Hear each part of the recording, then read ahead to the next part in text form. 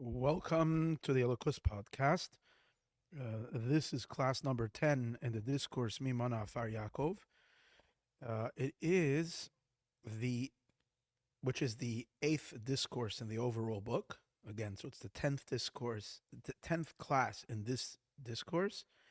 In this discourse is the eighth discourse in the overall book. And this class is class number 2 in chapter 31, which we began in yesterday's class, in class number 9.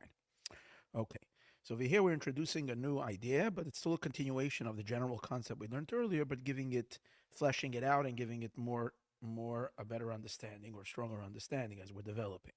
What are we developing? We're developing the evolution of the Esespheros as they evolve from originating as a one point, completely lost in the Ein Sof, and then it emerges outward, and you can already see 10 points.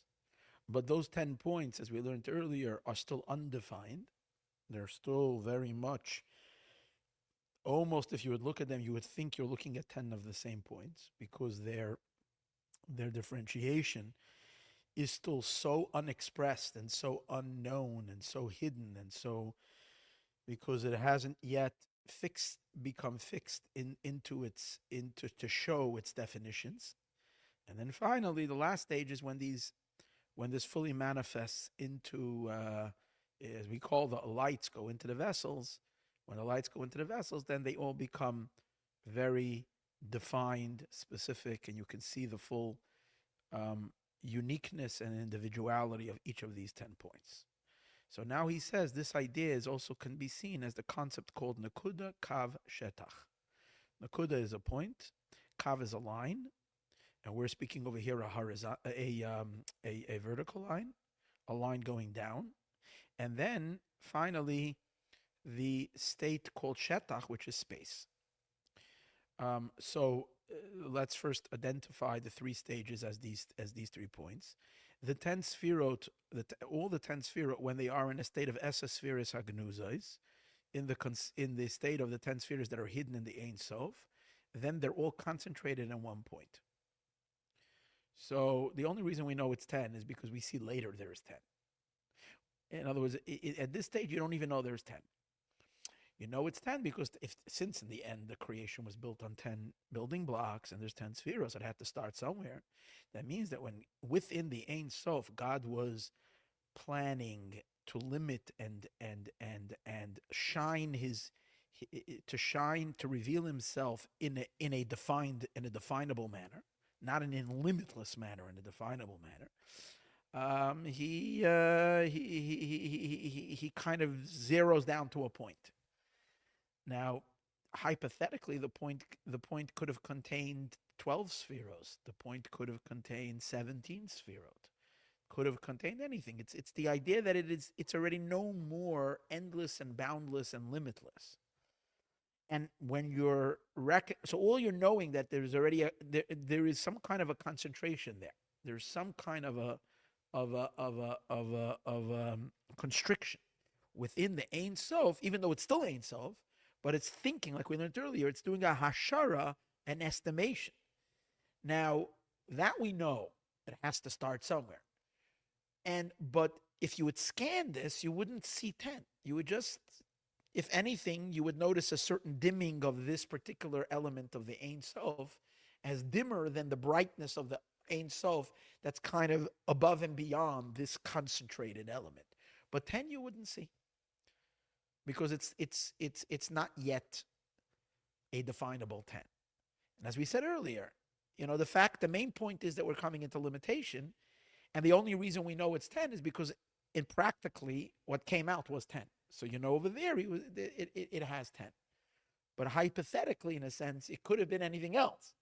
It means it's not in a state where the 10 is I'm not saying it's not there. It really, the fact that we know there's 10, so there really is 10, but the 10 are all one. And that's the point, that they're all in one point. Then what happens is, as we learned, there is Kav. The Kav is, once Hashem hides the Ein Sof, and these 10 are also become limited. This point becomes reduced, as we learned earlier, but derech miyut, in a manner of diminishment. And what do we have? Now there is a Hisgalus. There's the first revelation. What reveals itself? We learned is Galus Hakav. It's a revelation of a line, a thread of Or Ein Sof. The reason we're calling it a line is because of what we're learning over here, because it's leaving the point of Nekuda, of point, and it's becoming already a drawn line. We'll see what that means in a moment. Over here, already, you know there's 10. There is 10. But you don't sense yet the uniqueness or the individuality of each of the 10, because they're all koichos hiyuliim. They're all very abstract, the highest level of abstraction that you can even imagine. But you can say 10. And you know that each one is different than the other. You just don't know how it's different or what is different. And they almost look completely the same. Try to give an example soon for that idea. Then later, and that's the shetach, is space, is when you take these points and you stretch them out and you bring out in each one of them their character. So that already creates a space, because you're taking the line. Now, as we're going to see soon, the line is really just, in our case, 10 dots. One dot, another dot, see 10 dots going down, all connected to each other, so it looks like a line. What it really is just unpacking the 10 potentials that were there and giving expression that there are 10. But they're only express themselves just enough to notice that there's more than, that there are 10 points over here. But the points are still unrecognizable. That's why they're only a point.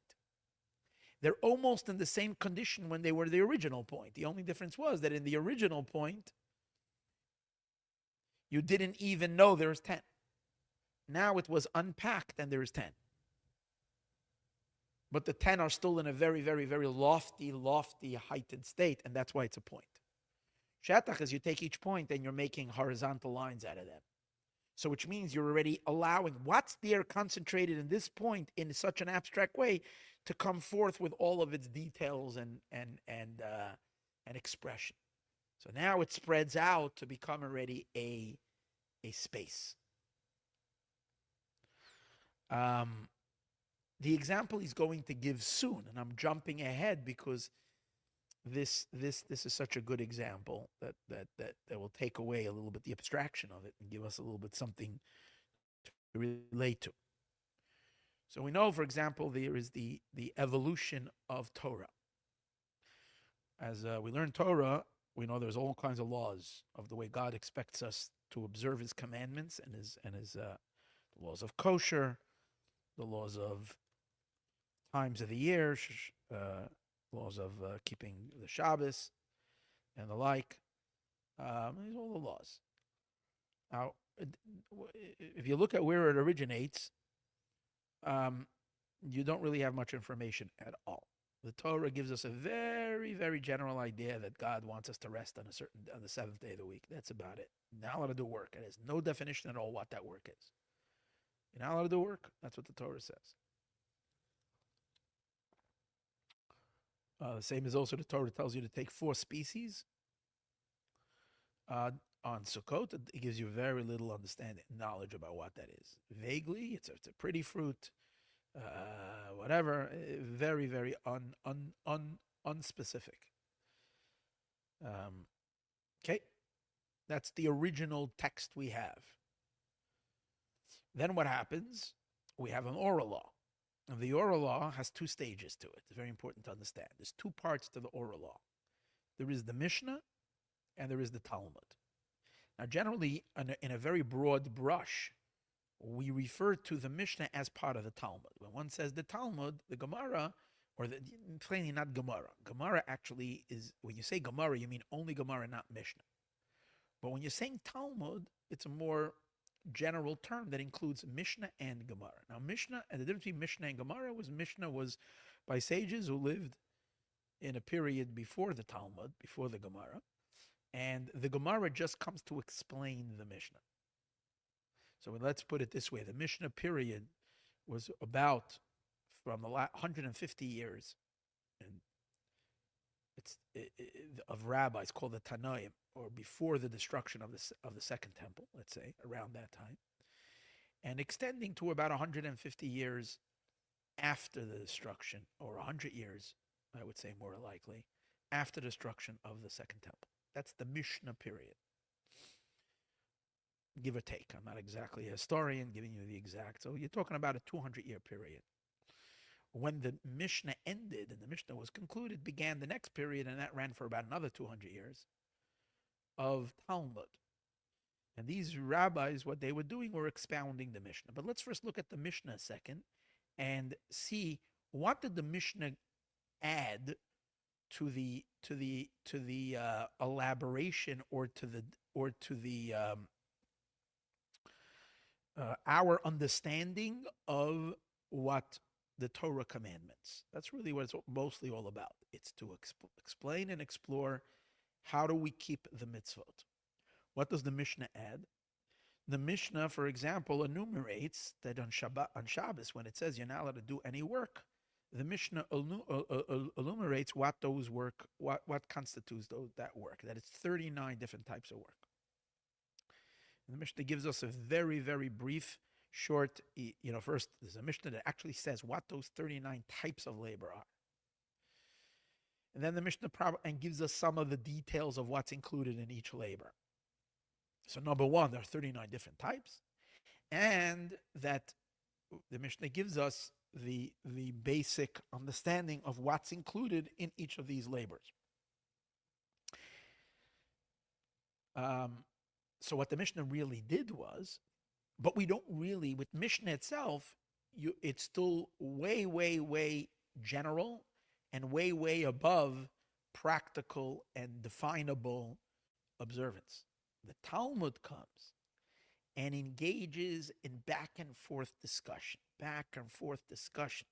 to expound, to take what the Mishnah says, to compare it to other statements of Mishnah or other writings, and through all the comparisons and back and forths and arguments and different ways of perspectives and different viewings of it, and so on and so forth, the Talmud gives by studying the Talmud, you get a full scope of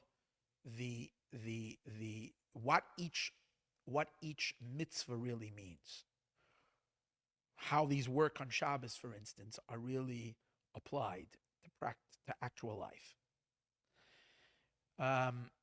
So what's the difference between the Mishnah and the Talmud? The Mishnah basically unpacked the details that were within the generalization that the Torah says. So the Torah gives you the point that there is such a thing called Shabbos. You have to rest on Shabbos and you can't do any work. That's what the Torah says. In work, the Torah, in that work, contains 39 files. 39 ideas, creative types of labors that are considered work. The Mishnah unpacked those 39. Now you have the 39 points, which were first concentrated at one point. Now you have 39 points. So in a sense, you have a line. In Scripture, you only have a point. Over here, you have a line, because you have 39. You unpacked what was contained, the details, what were contained in not doing any work. That was unpacked. But the way they were unpacked is just a point. So you don't know and understand what it really means until you really, really flesh it out. And that's going to take debate and argument and back and forth until you get a clear picture of what it is. So even though the Mishnah is extending, the Mishnah is only extending a whole lot of points. It's unpacking the points, but it's leaving it in a very vague and abstract state. And it needs to be really, really formulated through the analytical discussions of the Talmudic rabbis, who were able to, with their brilliance and so on and so forth, study and question and probe and research and back and forth until things became clear, that you understand the essence of what this work is and what this labor is and what that labor is and so on and so forth. So that last stage is not a line. You created already an entire space. Each work, each labor on Shabbos became a space. And what of that? Shabbos became a spatial already feature. You got the entire zone. You're able to do the zoning of Shabbos. What's the Shabbos experience? It has to be within the context of this zone. That's how you keep Shabbos. You have a space. When you just had the Mishnah, you had just points. No space yet. And if you think about it, that is, let's take, I'll try to give I don't have the perfect example. He doesn't use it over here, but for example, the creation of a child, the creation of the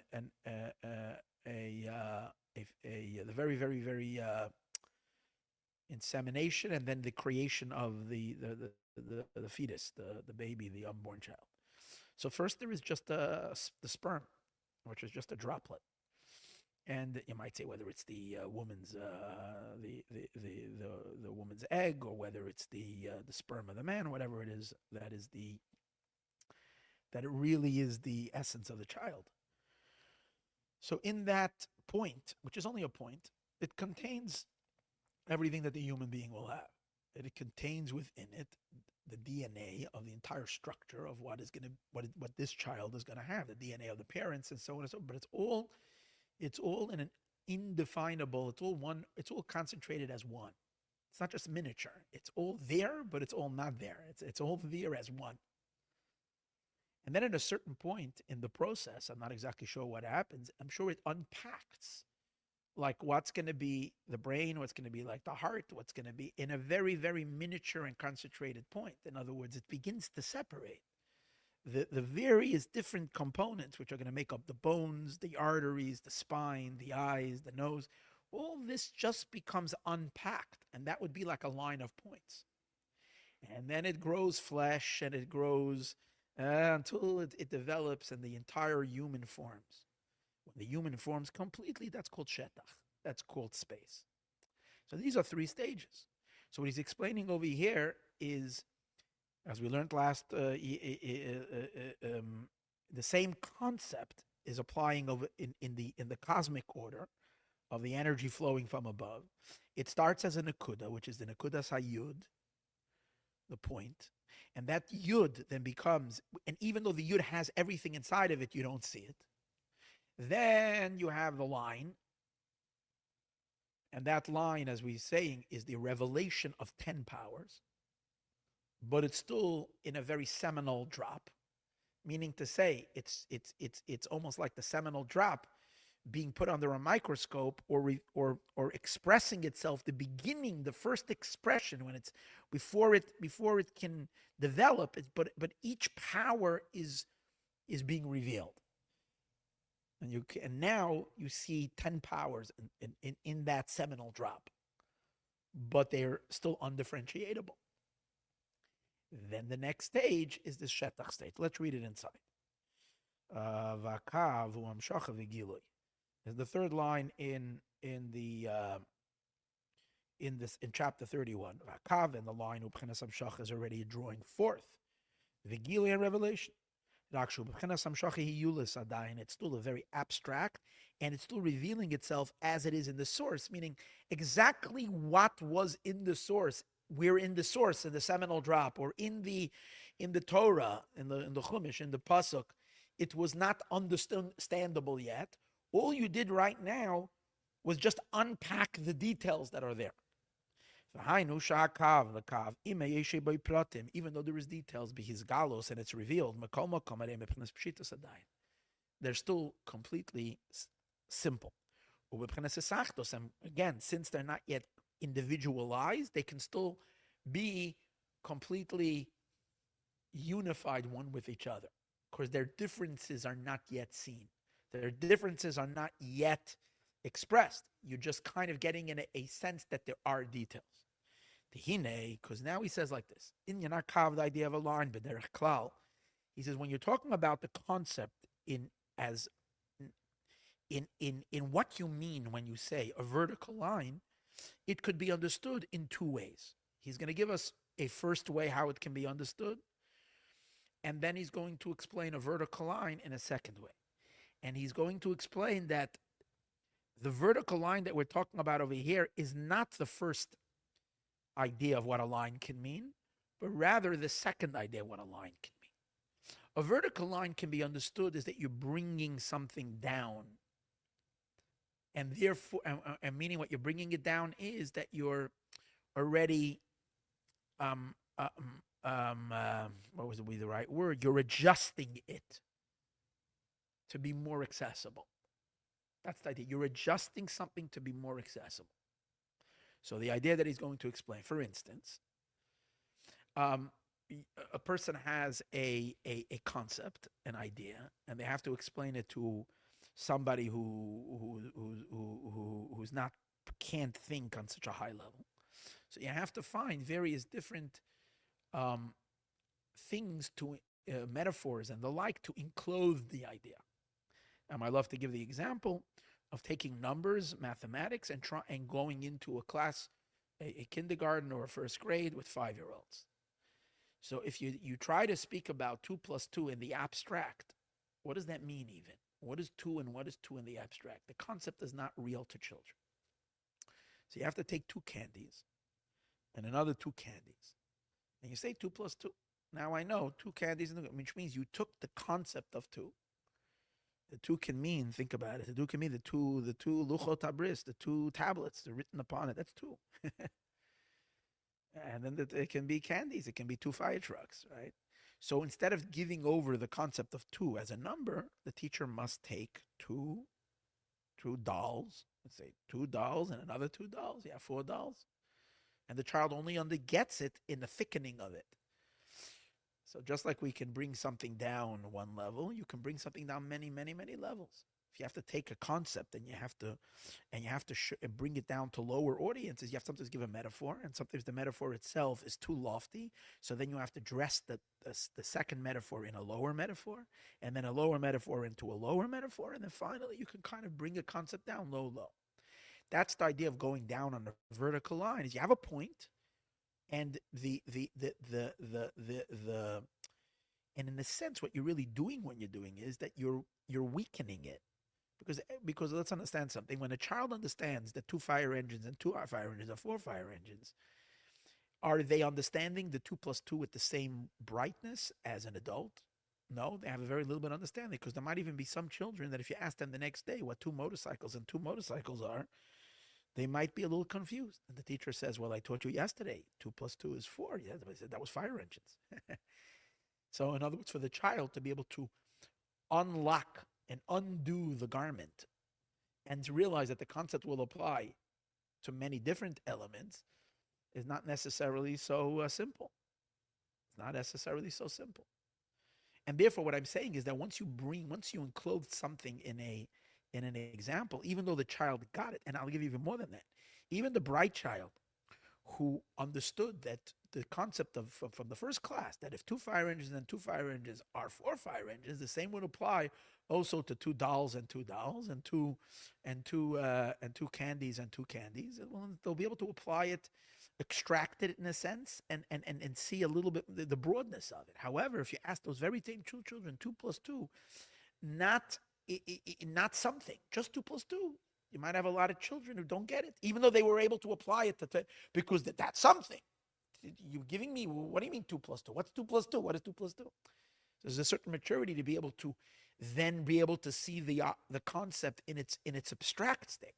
So what's really happening is when you enclose something, you're bringing it down, which means you're weakening it. You're weakening the concept. The more enclosement you give to a concept, the more limited the concept is. The more you can understand something in its abstract, the more unlimited the concept is. That's one form of a line. And that's why you're having a line going down, is because there's more enclosement. He says the line that we're talking about over here is not that. Because the kav that we're talking about over here does not alter and does not diminish the light in the 10 spheros. All that it's doing is just revealing that there are details in it. It's unpacking it. That's all that it's doing. But it's not altering, it's not lowering the concept, not making it more accessible. It's revealing each point, but the points as they are in their original state.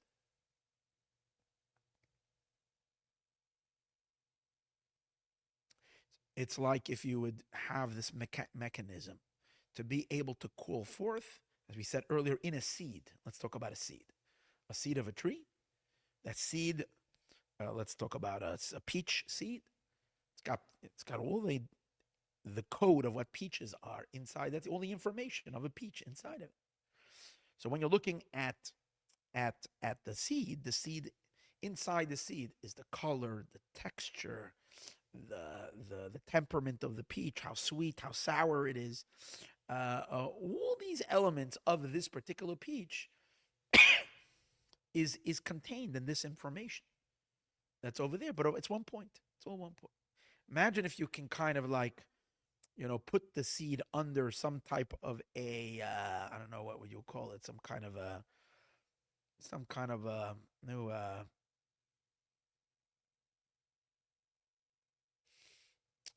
ultraviolet, I don't know, light or something like that, and it will allow the hidden potentials of the seed to kind of show itself. So what are you seeing? You're saying, oh, there is texture there. There's information on texture, on this and that. So you're seeing a whole bunch of things, but it's still in the seed state. It's not in actual development state. It's just unpacked to you the difference. Obviously, we're not just talking about seeing it. We're talking about the change in the seed itself to reveal the details that are in it. I'm not just talking about the vision, our observing of it. Because if it were to be our observing of it, you can say about the 10 spheres agnuzos that really, if you had the right ultraviolet lens, or whatever, I'm just saying, I don't know why I'm saying ultraviolet. If you had the right seed, then you can apply it, and in that seed, you can see all 10. No. In that state, you really can't see all 10. They're all one. So there is a certain alteration taking place, just enough that the details should emerge, but they're emerging just enough to be separated as 10, not yet to be coming down. So that means that it's not the same point. See, what we're saying is when you're making, you can take the same point and bring it down, which means each point, when the second point is really the first point, but more tangible, and the third point is really the second point, more tangible. That would be another. You're taking the same idea and bringing it down the vertical line, which means the same point is becoming more diminished and more revealed. Here we're saying it's not the same point. The reason there are 10 points is because you're unpacked all the 10 elements of it. If so, why are you unpacking it downward? Why don't you unpack it in horizontally? Because horizontal space means broadness. Already giving you're opening something up. You're understanding it. You're giving a broadness to it, and there's no broadness over here. The reason we're using the vertical line is because it's just it's just unpacking the points without any giving expression to any of these points of what, where, and when. Okay, let's read that over there. Inyan Akav, the idea of the line, B'derech Klal in general, Hu B'chenas ha'oirech, which is the length, Shu B'chenas ha'gili, which is revelation. Omnam yesh bezeh beizoi fanim. There is two levels of how a revelation can happen. Echad, hu mashe beprat echad babam shacha, hu b'his galos.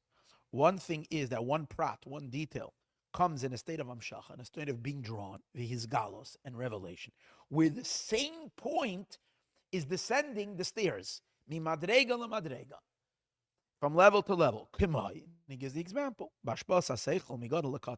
When someone who is on a higher level of understanding is explaining something to someone who is in a lower level of understanding, that very same point that he wants to give him, mislabish b'mashal, becomes enclosed in a metaphor. If it's a metaphor, or you're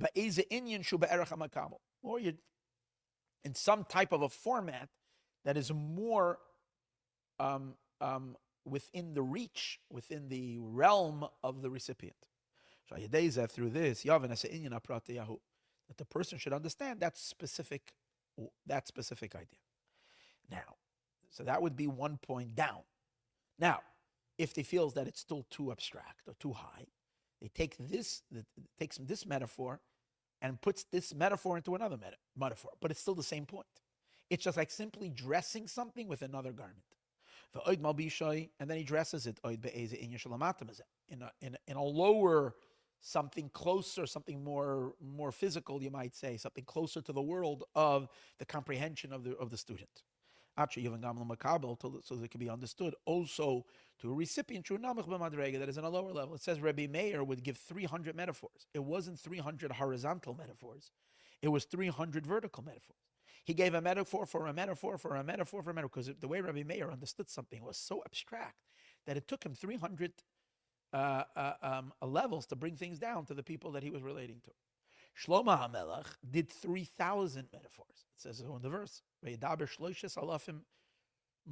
gave 3,000 metaphors. And it wasn't, he didn't, sit there and give a whole lot of horizontal metaphors that we said. They're very variations of the same metaphor, but rather he was so high, he's so deep, that in order even to relate what he says, he has to enclose it.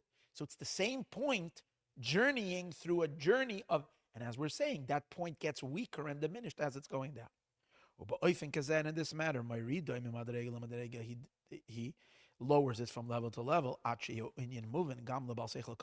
So the idea should be understood even to someone with not such a powerful intelligence. But the second way of a vertical line is Shakav is, and this is the one we are actually referring to now. This is the one that applies to our subject. All the kav does, all the line does, is it reveals the details. Sheba hanakuda, that's in that original point. Not making it more understandable. Leaving it as it is, just saying, okay, what's inside? It's already a revelation. When it was in the essence, prior to revelation, that's why all 10 were in just 1 point. So it's a level of, you can't say it's not a reduction, but the degree of the reduction is only to the degree that the details come out. Sheba Nakuda, that's in the point. The Memela. Therefore, since you're not touching, you're not altering it, not trying to make it more understandable, you're leaving it as it is. So automatically, Gama Pratim and B'Pchinas Pshitos, the details are still in a very simple, undefined form. Ub'Pchinas Hahiyulis Adayan. They're still in their very original state, just enough only that you know there is details. And he gives the example quickly. I want to finish this today. Just another line. Valderach Mishnah. What is the Mishnah? Shemin Yanim Pratim. The Mishnah enumerates details. She'eino mebchenes asagadayin. But even when you learn the Mishnah, you don't grasp what it's saying. Until the sages of the Talmud analyze and broaden each idea of the Mishnah, expound on it and expand on it. In the Gemara, it becomes already filled with many different opinions and various different ways of grasping it and so on.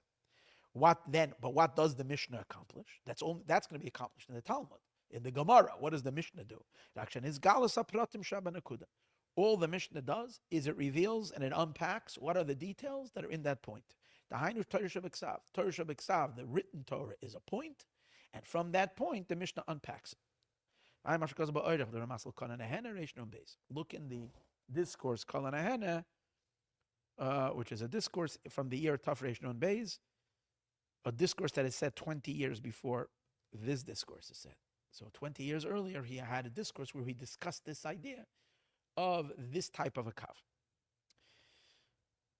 Be'inyan HaKav, in the idea of the kav, then what does he say over there? Shemechibur nekudais harben nasa kav. From the connection of many points becomes a line. So the point over here is you're not altering the fact that it's a point, which means it's not expansive. And therefore it's not defined yet. But there is a lot. Instead of having 1 point, there's many points. Depending on how many points, that's how long your line is. It's a whole bunch of points. Who shamadregis prati shaboy. What does that mean? That means that the individual levels that were first concentrated above in one are now being enumerated. But now when they come out, it's specified, but bebchinas nakudas. There's still a nakuda, still a point. Ubebchinas pshitos, and in a state of simplicity. Cool. Let's stop over here. And we'll continue Be'ezras Hashem in tomorrow's class. You won't let Mashiach be here today.